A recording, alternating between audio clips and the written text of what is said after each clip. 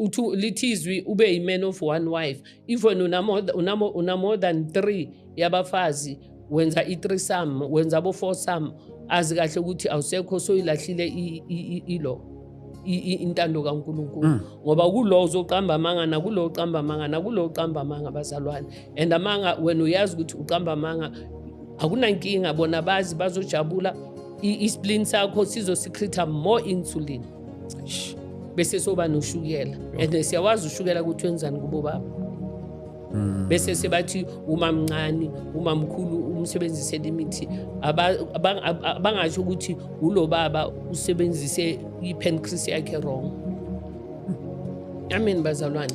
So uNkulunkulu asize izinto esizozifunda nabantwana bethu njoba sebawe kangaka. Abomama abaningi bangibonile la bafuna i-methylene blue ukuthi abantwana babo bazweka ama-drugs. Umbuzo wami uyi-one, angifuni angikho gullible for imali. Ngithi is he willing ukuthi awayeke na? Ngoba fanele iphume kuye. Manje mina mangizokunika izinto mara yena if akekho willing, makaqala bona ukuthi akasabi ne-craving, akasabi nani, uzoshiya lezi zinto ahamba yolanda.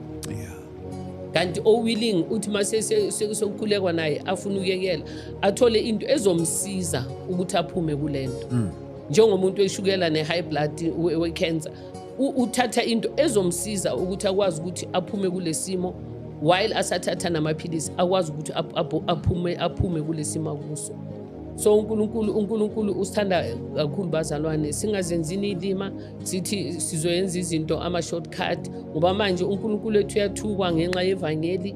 Abazalwane balithukisile ivangeli, abantu mababuya balahla ama-ARVs nani bagule bashone, futhi abaningi bayashona ngalokuthi bavele baneglect amaphilisi.